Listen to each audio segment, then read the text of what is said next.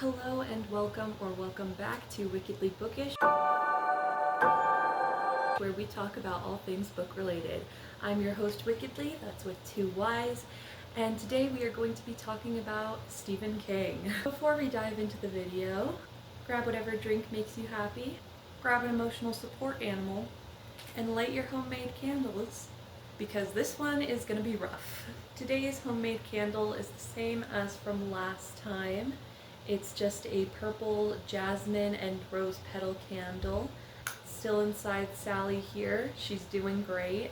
I still do not have my cat back, so unfortunately there is no cat tax. However, I might put a video of her at the end just to let you guys see her. Quick little life update. Arms are still broken. They will be for the next year or so, but hopefully I get them off next week, these braces, so we'll see how that goes. But anyways, diving right into today's video topic, Stephen King. For those of you who don't know, Stephen King recently made a comment about the Epstein Files, where he said that they were as real as Santa Claus and the Tooth Fairy. The biggest problem with this is that nobody had said anything to him about the Epstein Files. So it's a little bit like when Drake said he'd never talked to Millie Bobby Brown when nobody had mentioned Millie Bobby Brown. So when someone just out of the blue is like, no, I didn't do that, kind of makes you think that they did. So today we're going to be talking about Stephen King and the Epstein Files and some concerning behavior of Stephen King that has gone kind of under the radar in his books because he's such a good author. So we're going to talk about a few different things today. I have a whole list here. The first thing we're going to talk about is the pedophilia and CSA that runs rampant in his books. Some specific examples include Carrie and Beverly Marsh from It. Then we're going to talk about how he uses women purely as sex objects in his book, not as characters. We're going to talk about some of the fat phobia that is just all over his texts. Then his use of slurs and the way he talks about people of color. Then how he talks about queer people. And finally, we're going to talk about how good he truly does write, because as a writer, that is one of the most important things, is he good, or was it just nostalgia? Let's dive right in with the pedophilia and the CSA that is all over his books. So one thing that people have noticed is that he has this weird obsession with writing teenage girls or like young girls getting their period. And it would be one thing if he was writing like good period rep, but he's not. He's just kind of sexualizing periods as like when women become women rather than when girls start to bleed.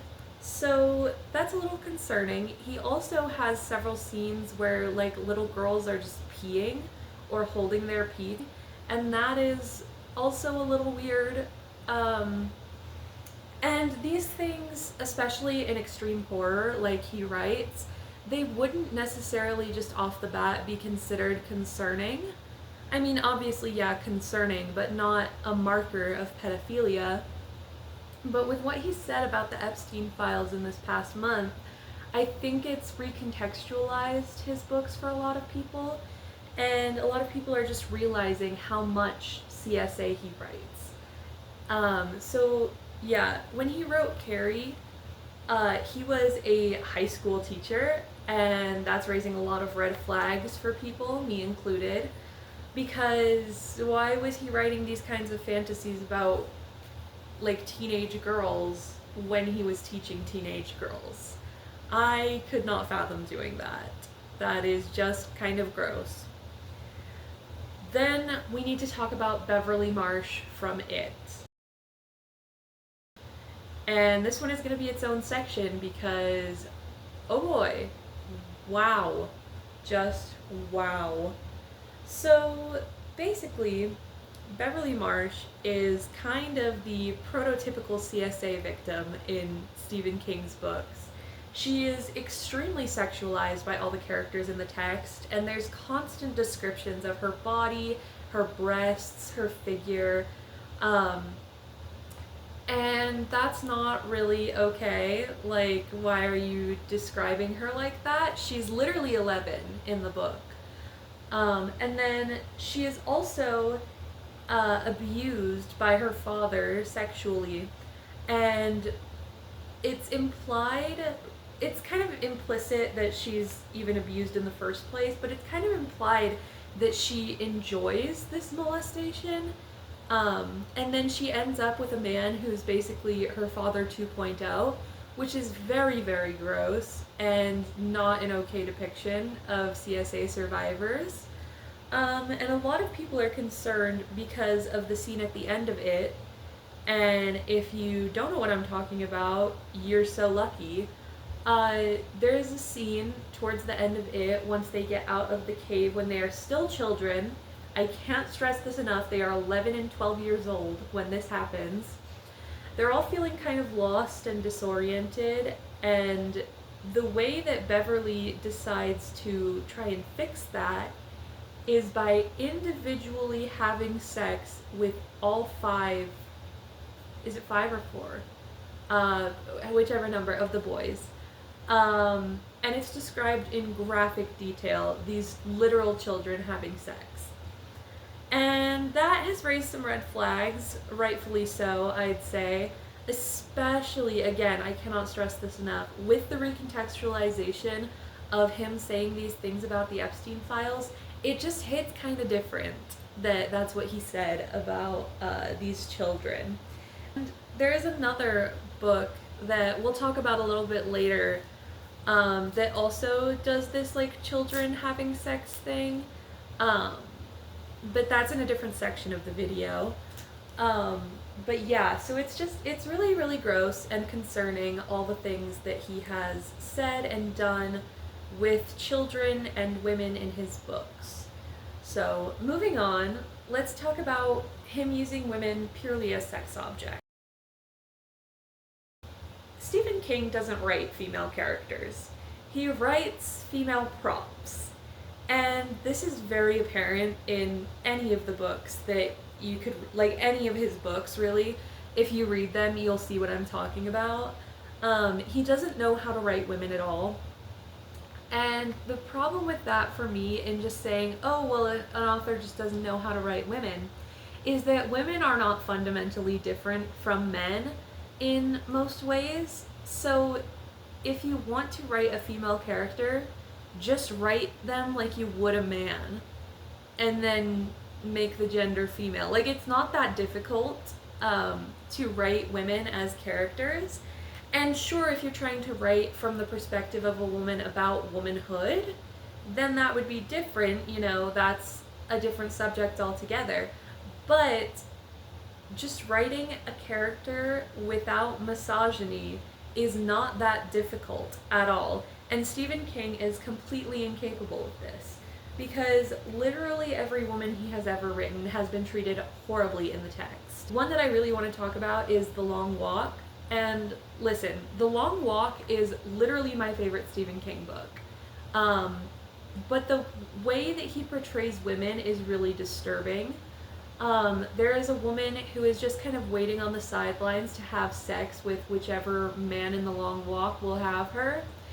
And the main character goes over and starts making out with her, despite the fact that he actively has a girlfriend when he does The Long Walk. Like, he thinks about his girlfriend and then decides to just cheat on her with this random woman who's on the side of the road. And this serves literally no purpose for the plot. Like, it would be one thing if it was like even a plot device, but it literally does nothing. It's just there for the sake of being there. And it's really gross. Like, that's not a good depiction of a woman. And it's very clearly, you know, the man in this case is misogynistic, but it's not having a conversation about his misogyny. It's just having him treat women like shit. And it's never brought up. Like, he doesn't think about how he treats women ever. it's not a point in the plot, it's just there to crap on women, kind of. Then there's also the just the fat phobia as well. In The Long Walk, there's another woman who's a fat character, and it describes her being beat up by these men, and the main character says he feels sorry for these men having to touch her. That's not okay. And this moves us into our next point, which is the fat phobia in his books. Like, what the heck? I've just, it really ruins the experience when you're reading a book and these characters are so prejudiced. Like, why? Literally, why? What did fat people ever do to you? But yeah, there's a depiction in, I believe, Gerald's Game of a woman who is 5'11 and 140 pounds, which is underweight, by the way, and it describes her being insecure about her body because she's so heavy. Is it talking about eating disorders or internalized fat phobia in any meaningful way? No, it's not. It's just there to make her insecure about her body for being fat when she is literally underweight. And I don't think that's a healthy depiction at all. I don't think he knows what he's doing when he depicts women. I don't think he knows what a healthy weight for a woman is. Yeah, it's really gross. And then in The Outsider, a mother dies, and he spends an entire page just describing how fat she was, rather than, I don't know, the grief or emotion surrounding her death. Like, just why? Like, what is the purpose behind, portraying these people this way and discussing their weight like this when it serves no relevance to the plot or the text in any way? It's gross, and it's there as another reminder of Stephen King's true views, really. So yeah, moving on from the fat phobia though, let's talk a little bit about his use of slurs. It is pretty well known in the writing community that Stephen King's books contain a lot of slurs. Specifically, the N slur and the F slur are very popular in his books. And here's the thing. I've written books that have slurs in them. They can be an effective tool to kind of shock the reader and, point out all this discrimination and prejudice that's happening to a character. But usually it is then discussed and, it's talked about within the text and used to grow. Usually that's what happens, and that's like a good way to use a slur. Stephen King just kind of sprinkles in slurs wherever he wants for no good reason. Like, he uses them so much that they actually kind of lose all meaning. Because when you use a slur over and over and over again, it's not shocking the reader anymore. It's not taking them out of their flow. It's just kind of in there to sprinkle it in. And I don't think that's right. It's not a good way to write, first of all. Like, it's not a good writing technique. But also, it's just kind of sad to see that. And on the use of his slurs, let's talk a little bit about the way that he portrays people of color. Which is not well. He does not treat them like people. He treats them more like animals, which is really disgusting, and it does really take away from the experience of reading his books, because in Firestarter specifically is one that I wanted to talk about. The way that he treats the Native American character as just like every stereotype he can, and then the Native American character is like in love with the little girl in Firestarter. It's creepy, and it's making him a predator for no good reason, and it's just treating people of color really, really crappy. And he does this with all of his black characters as well. This is like a very prominent theme in his books, is racism, that again, never gets addressed, never gets brought up, never gets challenged in any way. It's just there for set dressing. And that set dressing is telling us that this is racist. Truly, really and truly, that is what it is telling us. He does this same thing in one of the most disturbing short stories that he's written, I think. It's called Apt People. And for those of you who are not familiar with Apt People, it's about a little boy, kind of. I don't remember how old he was. He kind of grows up throughout the story, so it's like not a set age. But he finds a magazine from World War II that has a picture of a Nazi soldier in it. And he recognizes the Nazi soldier as one of his neighbors. And he blackmails this neighbor into explaining in graphic detail what they did in the concentration camps, or else he'll tell people that he's a Nazi. And this was when they were still rounding up Nazis and like executing them and that kind of thing. So he does, the Nazi, he does describe it, and then the main character starts to like fetishize this torture that's being described to him, to the point where he can't, without fantasizing about it.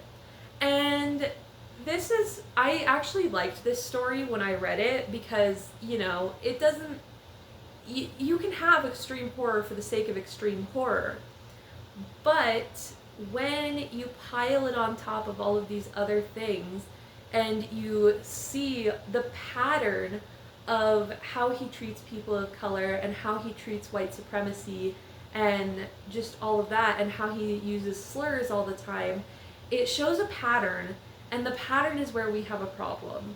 Because if it's a one-off thing, like, that's fine. You can write about anything and it's not a problem. But when you have a consistent pattern of behavior and it starts to bleed into your real life, like, that's when there's an issue with it. And Stephen King has crossed that line. Then I also want to talk about his depiction of queer people. And I want to preface this by saying that I actually thought that Stephen King was gay when I first started reading his books, because of how many queer characters he has. He puts a queer character in almost every single book that he writes, mostly queer men, and that's why I thought that he was, queer himself. I thought he was gay, or at the very least, internally homophobic, because it seems like he has these thoughts and then he directs the hate towards himself. So that's what I was thinking when I read these books, but, he hasn't said that, so I'm not going to prescribe him a sexuality or anything. I'm just going to go based on what he has said, which is that he's straight. So having a straight person depict characters like this is really gross. And queer people are already a marginalized community. Like, we don't need more people crapping on us. So the way that Stephen King depicts queer people is really, really upsetting. I have some specific examples here. First of all, Firestarter. Firestarter is a very problematic book, and it is also on this list, also a very problematic book. But in Firestarter, there is I don't know if he's a queer character. I will call him genderqueer at the very least. But there is a queer character who is just there kind of for the sake of shock value. He literally serves no relevance to the plot. The only thing that I could even partially imagine him being useful for is that he shows what happens when the main character's power ricochets. Which, yeah, you need to show that kind of thing. That's good to show. But there were other ways that he could have done it that wouldn't have been so gross. This character, he kind of goes crazy, and he remembers a time when he was forced to cross-dress, and he liked it, though. And so he cross-dresses in his wife's clothes, and then starts to, a garbage disposal, and he dies like that. So it is not a good depiction of a queer person at all. And I don't really know why it was in the text except for shock value. But yeah, so just not great. But another one is The Long Walk. Like I said, my favorite Stephen King book is The Long Walk. The main character is obviously queer. but he's like internally homophobic, and again, this is why I thought that Stephen King was as well. But this character is depicted, he has a memory of being like 5 years old, legitimately 5 years old. I am not joking.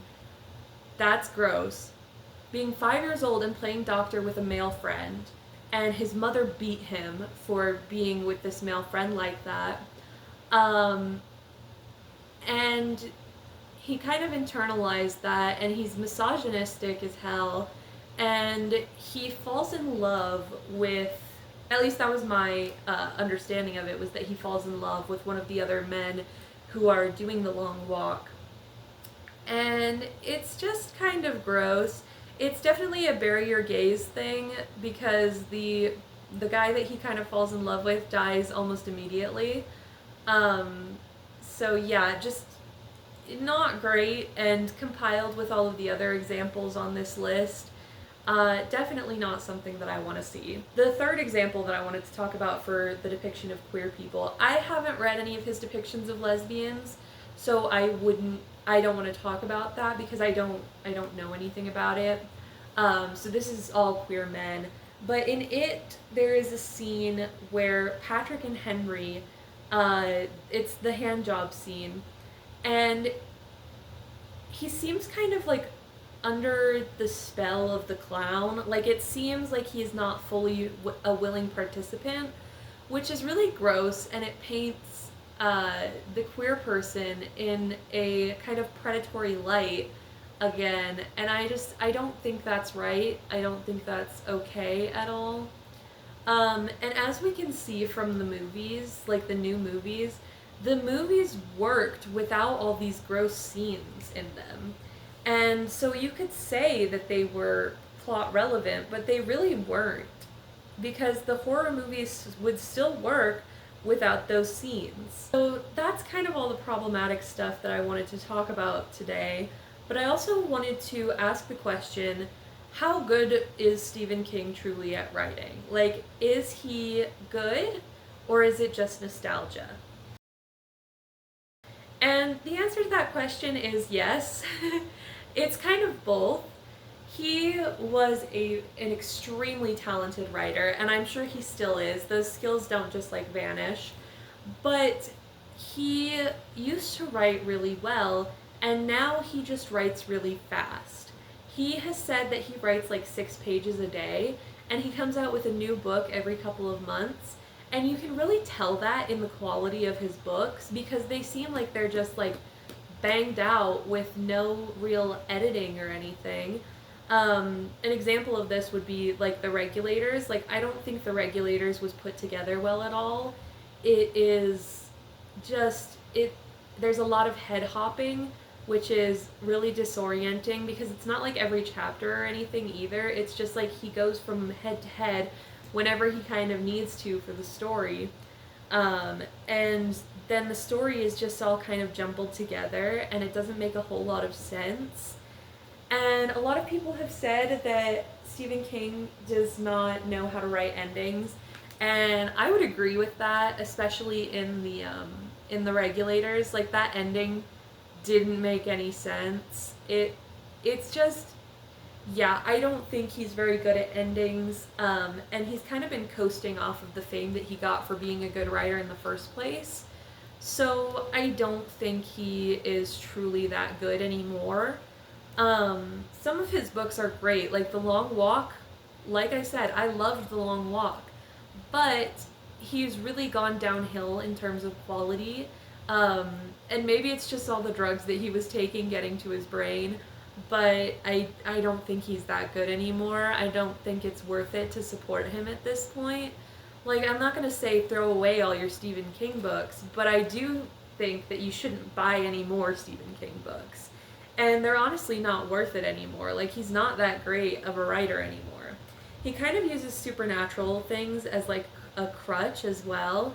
Like, every book has like a supernatural twist, and it doesn't need to. Like, horror doesn't need to be supernatural. He kind of just uses it so that he can kind of do whatever he wants and explain it away as like magic. And I do want to clarify, I have written horror, I know how to write horror, and it doesn't need to be like this. Like, these things are not necessary to create a good horror story. He uses a lot of them because they create shock value. Um, and that's just a crutch. Like, it's a way to get the shock value without having to be a good enough writer to do it. So I don't think it was necessary. I don't think it's good. And I really think that with all of these things piled on top of each other and everything that he said regarding the Epstein Files, I do think that it is pretty clear that these are his real views, and not just, for the sake of the horror. I think he really believes these things, and I honestly think he needs therapy because, like I said, I do feel like a lot of it is internalized. That's just my opinion. Like I said, I'm not pretending that these are all facts. These are just my opinions. I'm not a journalist.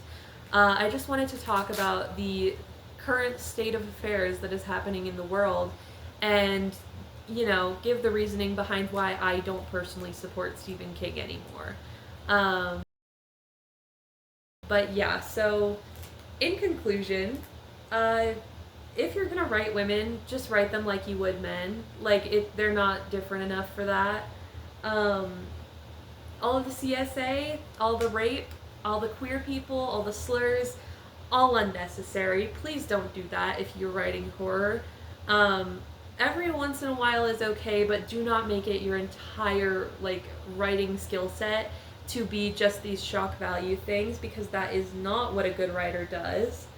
And then, yeah, just recontextualizing everything that he's written with what he said about the Epstein list, it makes him seem really, really creepy.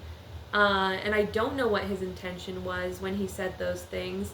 I think a lot of people have said that either it's because he was doing drugs, like he's been on drugs a lot, so his brain is kind of clouded, or that he is doing it as a publicity stunt. And if it is a publicity stunt, it's a bad one. It's not a good idea to do. I don't think it was necessary in any way, because he is coming out with a movie for The Long Walk. I don't know.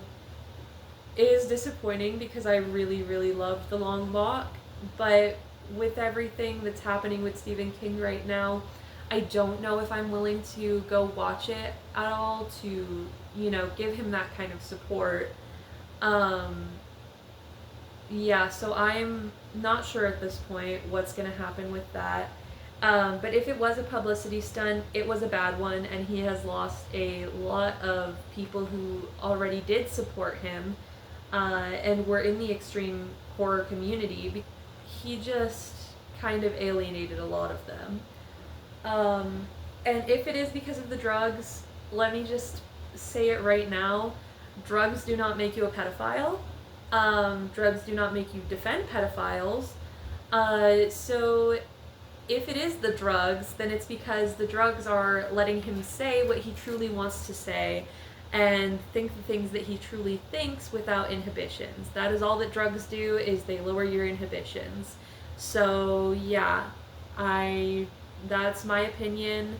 Let me know what you think in the comments down below. Let me know if you do still support Stephen King, or if you don't support Stephen King anymore because of the things that he said, and the things that he's done. Yeah, that one was kind of, a little bit deep.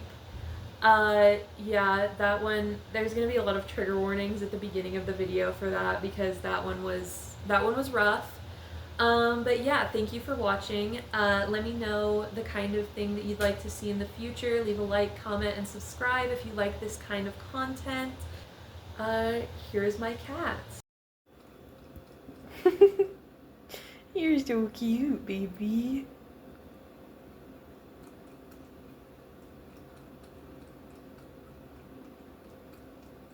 I only did this to keep her out of my cereal.